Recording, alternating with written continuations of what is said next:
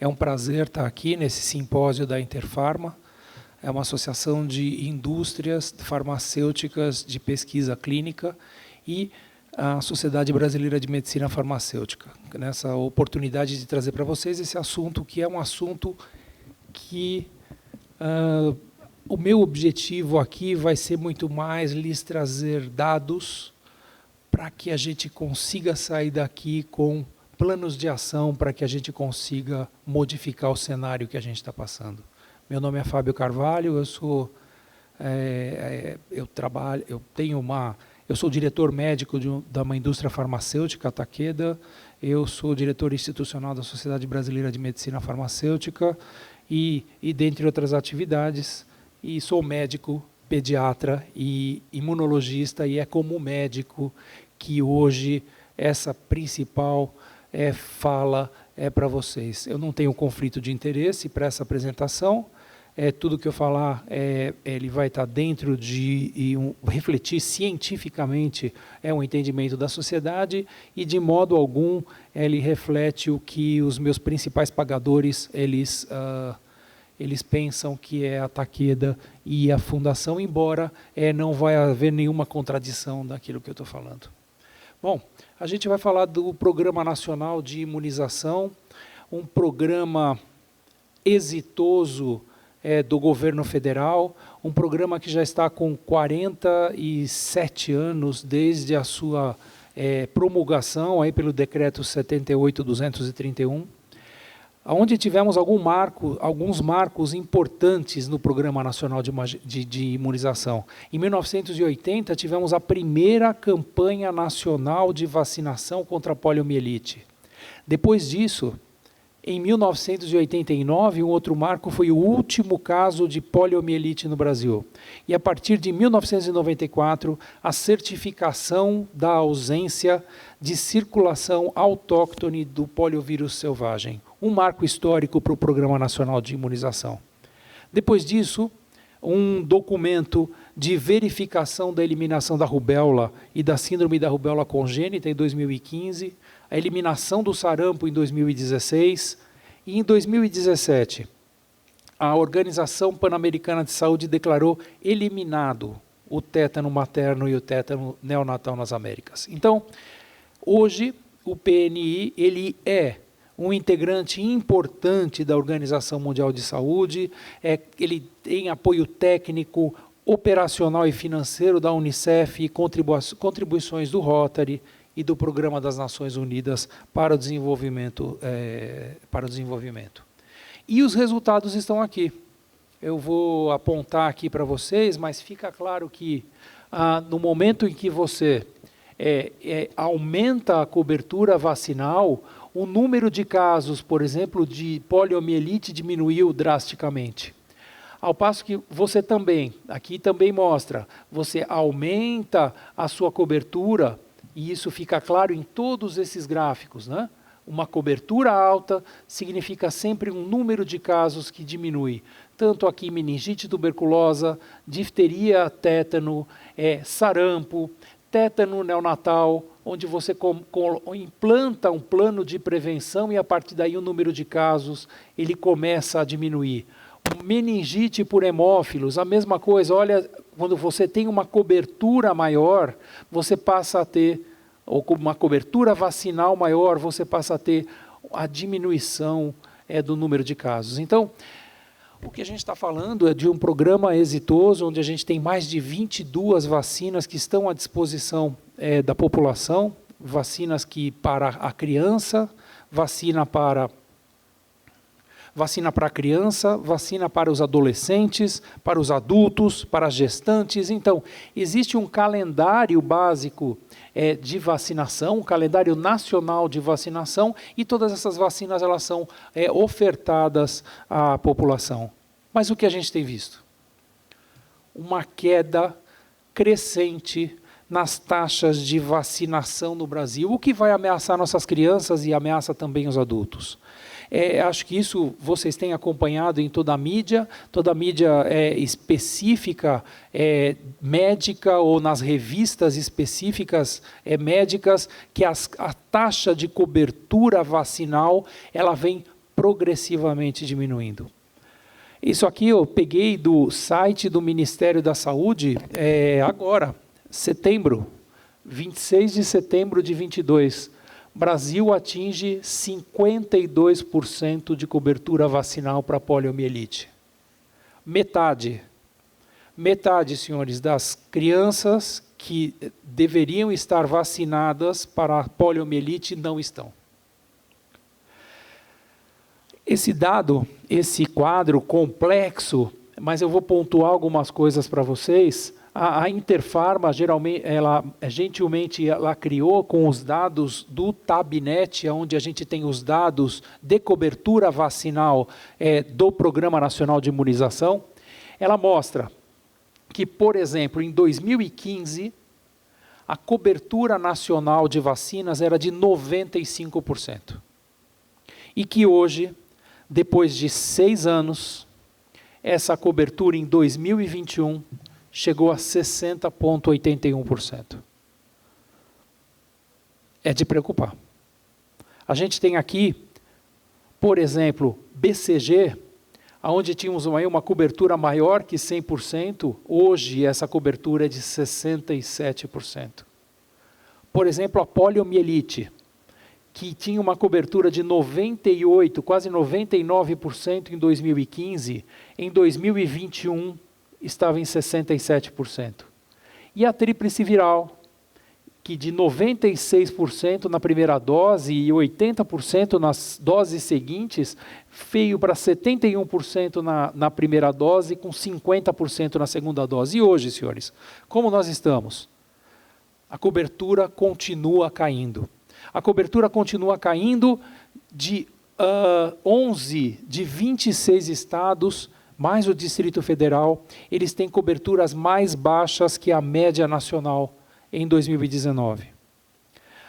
A vacina eliminou o sarampo, mas o sarampo foi reintroduzido no Brasil e nós tivemos na região norte, em 2018, um surto de sarampo. A queda na cobertura vacinal na população pode aumentar doenças como a gripe, com impactos até econômicos, né, do custo-benefício da vacinação de gripe.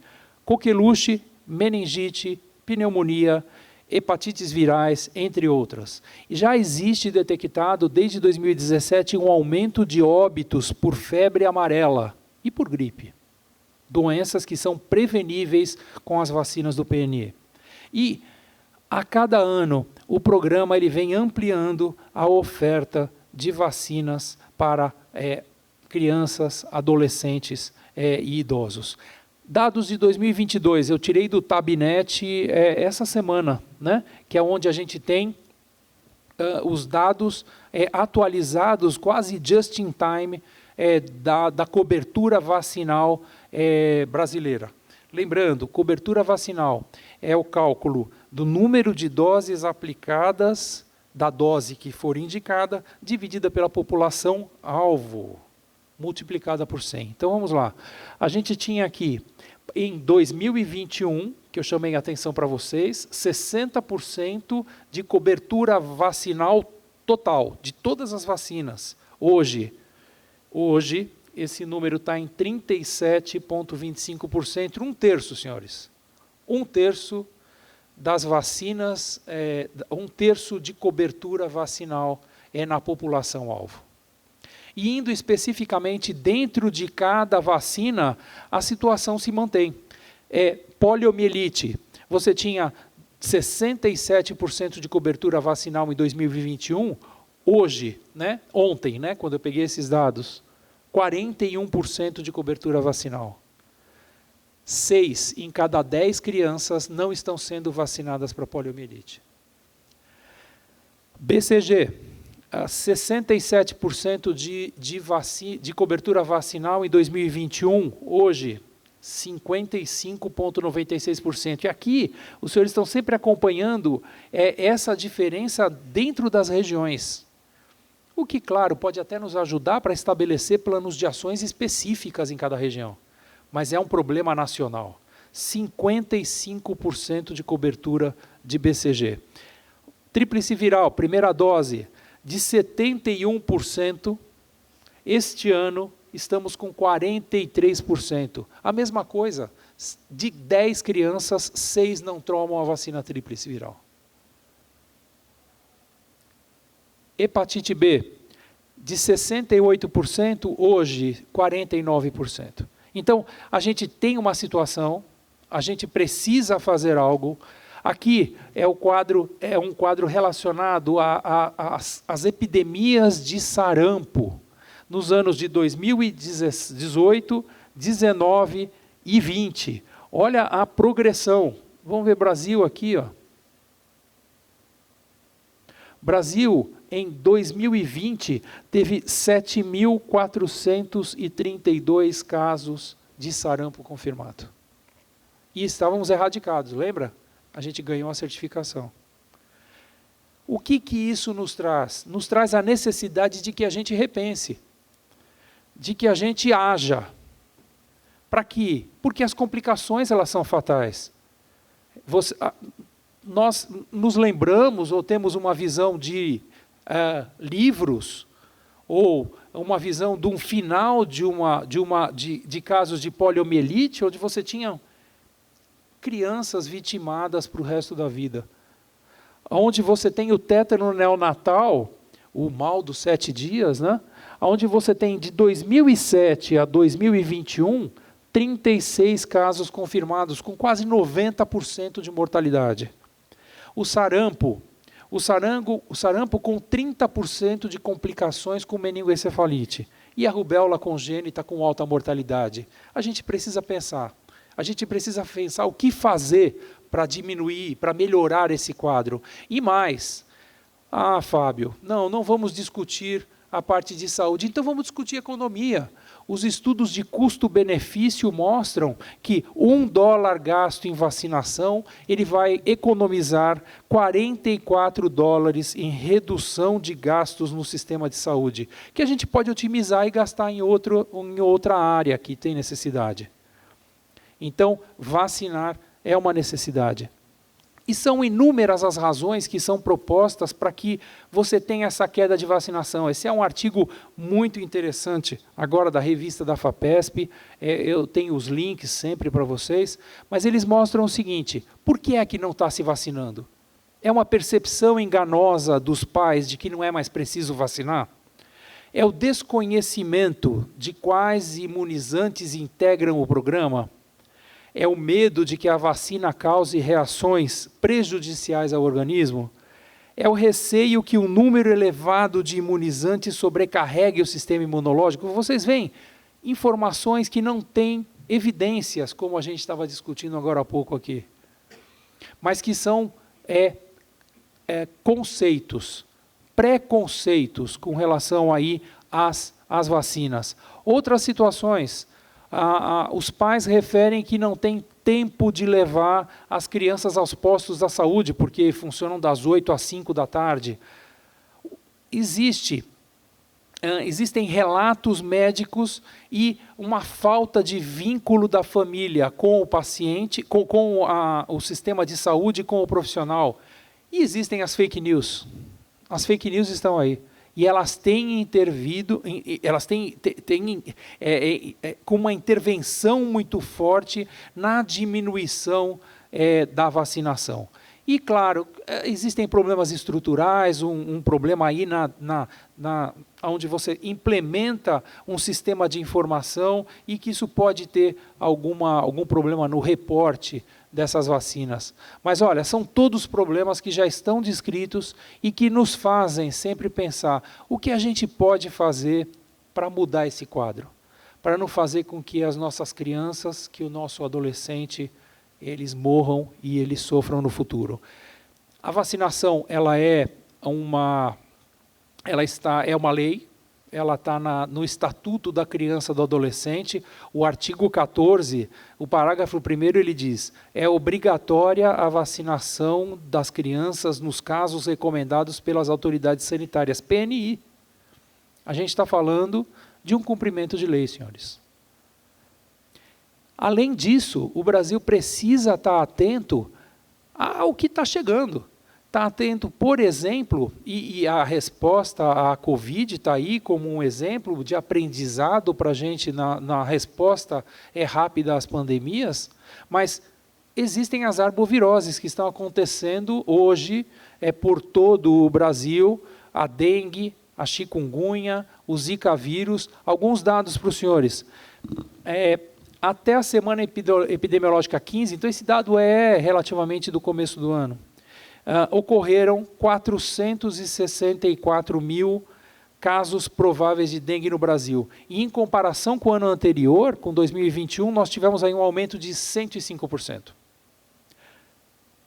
Chikungunya, 34% em relação ao ano anterior. Zika vírus, 32% com relação ao ano anterior. Ou seja, além de nos preocuparmos com o que nós temos e que é prevenível, com o que nós temos que a gente pode prevenir com PNI, ainda tem tudo isso que está chegando. Vacinas novas, medidas de prevenção que precisamos tomar. Então a gente precisa realmente estar atento a vacinação de nossas crianças para que a gente evite de acrescentar ainda mais situações dentro do nosso sistema de saúde que a gente vem discutindo aí durante todo o dia. Existe uma estratégia global da Organização Mundial de Saúde, é um plano de vacinação até 2030, o lema é uma estratégia global para não deixar ninguém para trás, onde ele vai discutir desde um compromisso da sociedade, a equidade, o fato de você ter uma integração de todos os sistemas, a sustentabilidade e a pesquisa, e sempre, sempre focado no paciente no seu centro, focado na sociedade, no país onde isso está sendo desenvolvido, em parcerias desenvolvidas com todos os stakeholders do processo e guiado por dados. Então, essa parceria, essa agenda de imunização, o AI 2030, daí da Organização Mundial de Saúde, que diz que tem esse objetivo de levar a vacinação para todas as crianças, ele trabalha em algumas frentes. Ele vai trabalhar no avanço e na eliminação de doenças, o combate rápido, é o combate rápido das pandemias, no fortalecimento da atenção primária, no microplanejamento de ações de estratégia de vacinação, no desabastecimento, de trabalhar contra, tentando resolver a situação de desabastecimento de vacinas de esquema básico, ampliando confiança nas imunizações, articulações com o setor privado, um fortalecimento de parcerias com outros stakeholders, com outros parceiros do sistema de saúde, participação ativa de líderes e de associações de comunidade, implementação da vacina contra a Covid e a redução de desigualdades. Então, existe um caminho, existe uma ação, a Organização Mundial da Saúde, junto com os diversos atores envolvidos, já tem pensado e cabe a todos nós pensar em todos esses dados que eu mostrei para que a gente saia à ação e a gente consiga mudar esse quadro.